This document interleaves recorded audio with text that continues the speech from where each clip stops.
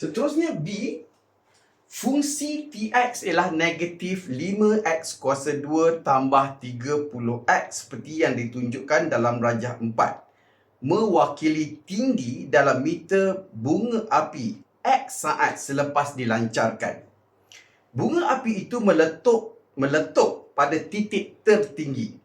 Dengan menggunakan kaedah penyempurnaan kuasa 2, tentukan A, bilakah bunga api itu meletup? Yang kedua, pada ketinggian berapakah bunga api itu meletup? Disuruh gunakan penyempurnaan kuasa 2. Jadi kita gunakan penyempurnaan kuasa 2. Pertamanya, kita kena faktorkan negatif 5.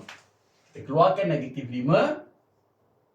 Jadi dalam bracket, dah bagi negatif 5 dapat X kuasa 2. Bahagi negatif 5 akan dapat negatif 6X. Dan kemudian kita akan darabkan nilai B, itu negatif 6, X kuasa 2 tolak 6X, iaitu tambah nilai B, iaitu negatif 6 bahagi 2 dan kuasa 2, dan tolak negatif 6 per 2 kuasa 2. Dan kita permudahkan, iaitu negatif 5, X kuasa 2 tolak 6X tambah negatif 3 kuasa 2 tolak negatif 3 kuasa 2. Kita faktorkan 3 yang pertama. Jadi negatif 5. Jadi akan jadi pemfaktoran itu akan jadi X tolak 3. Kamu ambil yang ini, ambil yang ini. Jangan ambil X kuasa 2, ambil X saja.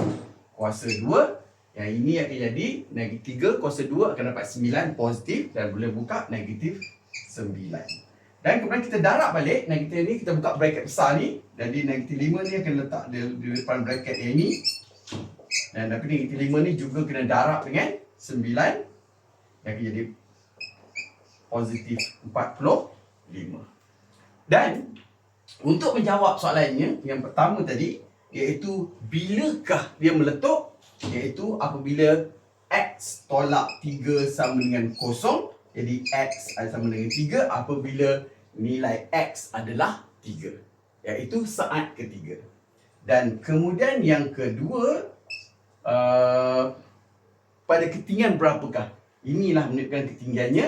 Jadi sebab apa nak terangkan sikit, iaitu di sini dia meletup apabila nilai X-nya adalah 3 dan ketinggian di sini adalah 45. Jadi jawapan untuk yang kedua adalah 45. Unit tak diberikan.